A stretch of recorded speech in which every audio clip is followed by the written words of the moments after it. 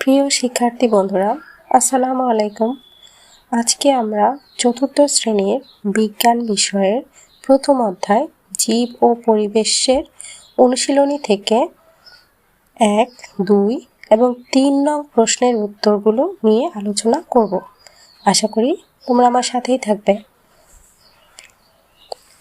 প্রথমেই আমরা শূন্যস্থান পূরণগুলো দেখে নেব।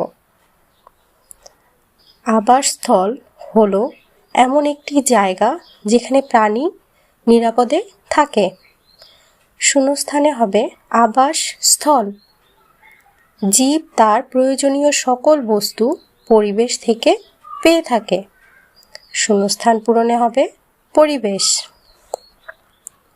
উদ্ভিদের খাদ্য তৈরিতে সূর্যের আলো, পানি এবং বায়ু প্রয়োজন।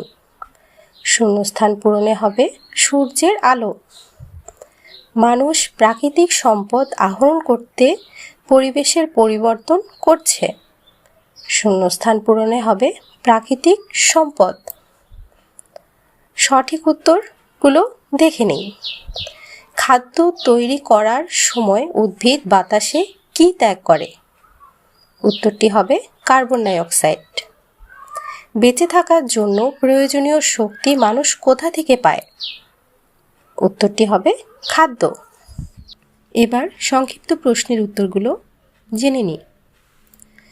কোন কোন প্রাকৃতিক দুর্যোগ পরিবেশের পরিবর্তন ঘটাতে পারে? উত্তরটি হলো খরা, বন্যা, ঝড়, ভূমিকম্প ইত্যাদি প্রাকৃতিক দুর্যোগ পরিবেশের পরিবর্তন ঘটাতে পারে। জীবের বেঁচে থাকার জন্য কি কি প্রয়োজন? জীবের বেঁচে থাকার জন্য খাদ্য, আবাসস্থল, পানি এবং বায়ু প্রয়োজন। উদ্ভিদের খাদ্য তৈরিতে কি কি প্রয়োজন?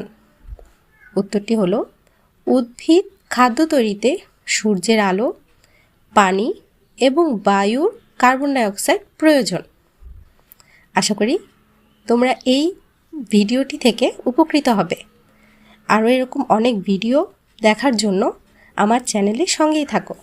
ধন্যবাদ।